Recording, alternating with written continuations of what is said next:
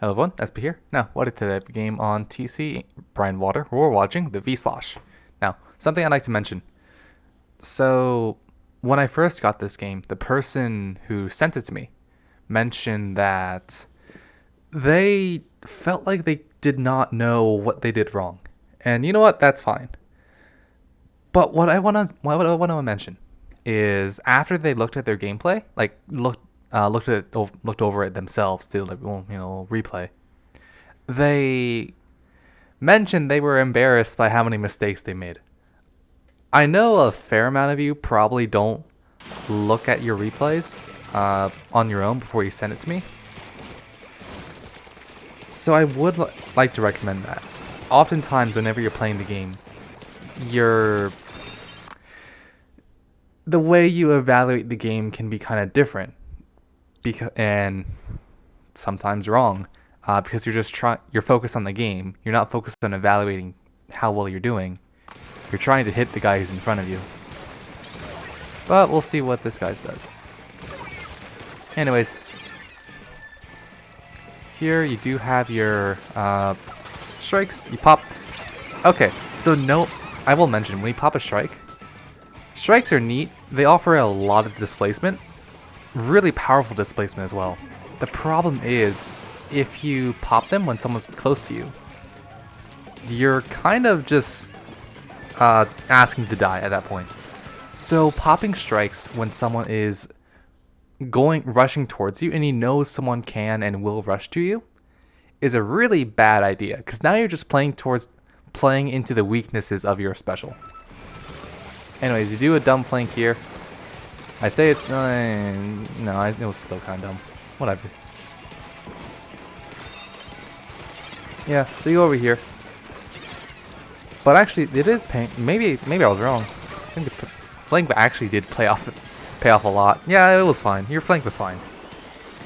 All right. Okay, now go in. You know, there's a stamper on the right side. You get off. Good. Actually, there is something I do want to mention. If you know there are swords around the tower, it's probably a good idea to not get on the tower and to stay away from the tower. Because if you do, you risk getting just melee hit. Because it's not too hard to hit a melee hit as a Spatana when someone's on the tower. It's not too hard. Anyways, you are close to your strikes. Let's see how we use them. Or if you use them. You're probably not going to use them. Oh, well. Okay. That strike seemed like a get off me tool. But you didn't demand enough space for you to move forward. And because you tried to move forward anyways, you died. Yeah. So I think what probably happened there is you panic pop special. Yeah, you panic pop special.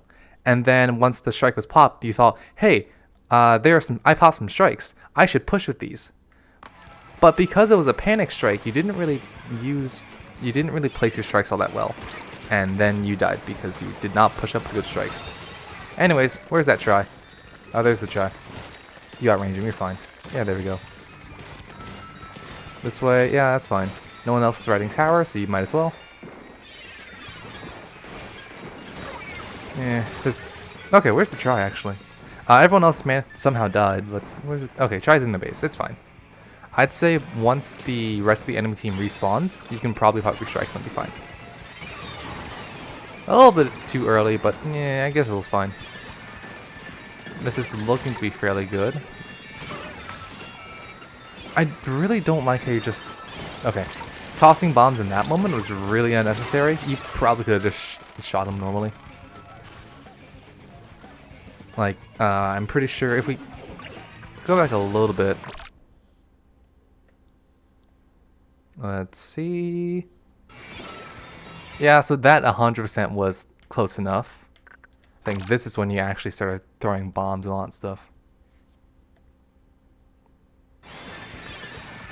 Yeah, so that's fair. Now you can start shooting. You know there's a jump to the left. If you want to bomb anything, you want to bomb that jump. Because you just kept throwing bombs while up here. At people who were in shooting range, it wasn't good. My bad. I do want to mention, so you only really throw bombs on tower, or while riding the tower, if you physically cannot shoot someone with your main weapon. If you can't do it, like you don't have an angle or they're just too far away, then yeah, you throw bombs. But if they're close enough to you, you just shoot them. Alright, let's see. Yeah. No, that...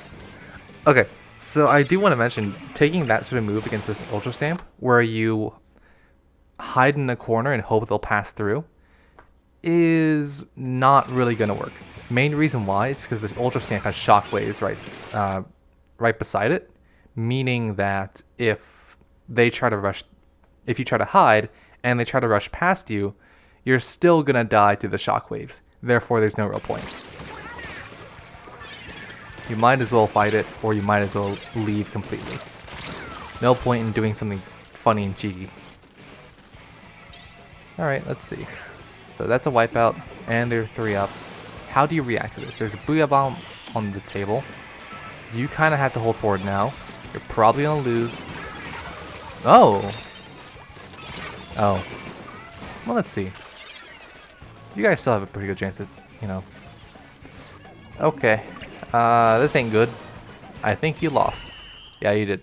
Sad. Okay. So, here are the main things I saw. It seems like you only really... Okay, I think both times when it came to the defense, your response was to flank through the right. And while I think... it paid off a lot in the first time. That's more or less because they were...